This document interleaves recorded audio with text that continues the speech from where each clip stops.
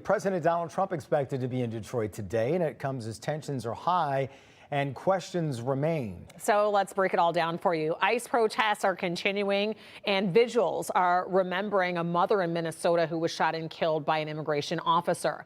The Trump administration is also weighing its options as anti-government protests are appearing to get worse in Iran. The president has already threatened military action there. It was also just last week the U.S. captured Venezuelan President Nicolas Maduro, and now he's arraigned on federal charges. Not only is the future uncertain in that country, the Trump administration has big plans to try and get energy companies to invest in Venezuela, although they seem to be balking a little bit, at least some of them. In the backdrop of all these major headlines, the president's stop here in the city is an important one. It certainly is. He's scheduled to speak in front of the Detroit Economic Club. He'll also visit Ford's Rouge Center this afternoon. Shante Passmore is following his visit.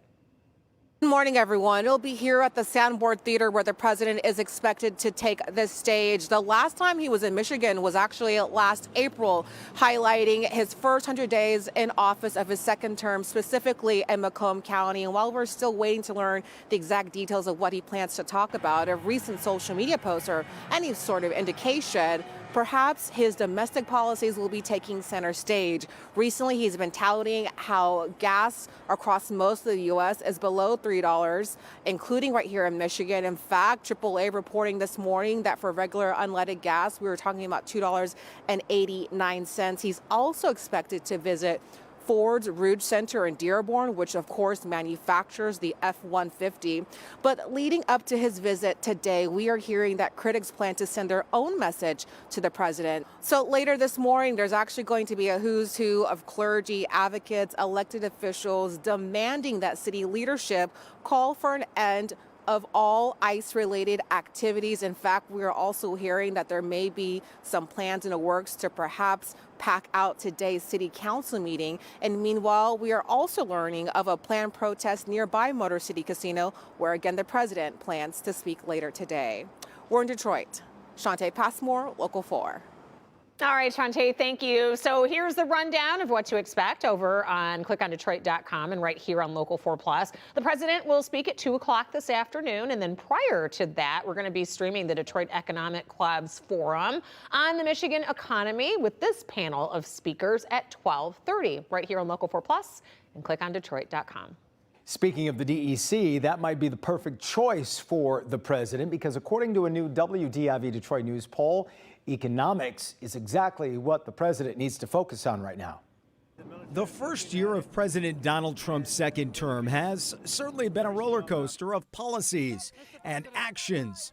But if you ask likely voters in Michigan, a state he's won twice and lost once, they hold him in about the same regard. 44.5% approve of the job he's doing, while 52.5% disapprove, a number that is consistent going back to his first term. But the more dedicated voters reveal a bigger gap, according to pollster Richard Juba of Glengarriff Group. When you look at definite voters, that's 75% of voters who are definitely voting. And suddenly his job approval is 40 to 56. The president has consistently blamed Joe Biden for the higher prices and inflation, but this poll asked a direct question. Have Trump's policies made the economy stronger or weaker? The answer, 38% stronger, 48% weaker. 64% also say they're paying more for everyday things like health insurance. 44% say they're paying more. Electricity, 57% are paying more, but by far the vast majority are paying more for food and groceries. Overall, 80% of voters say they're paying more for groceries this year than they were a year ago. 63% of them are saying they're paying a lot more than they were a year ago. This is the overriding issue with the voters right now, and they're really angry about it. And all of those numbers, by the way, get worse for the president if you ask independent voters. Let's be really clear. In Michigan, it's the center that makes the decision. It's the independents. And right now, those independents are really angry about costs.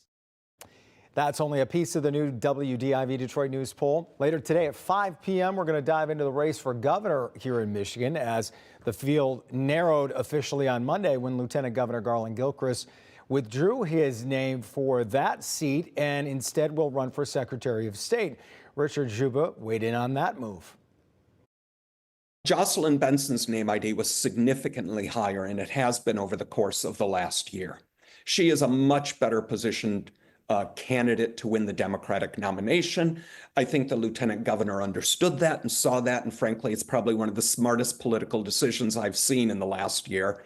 For him to understand he wasn't going to win this nomination. Jocelyn Benson is going to win the Democratic nomination.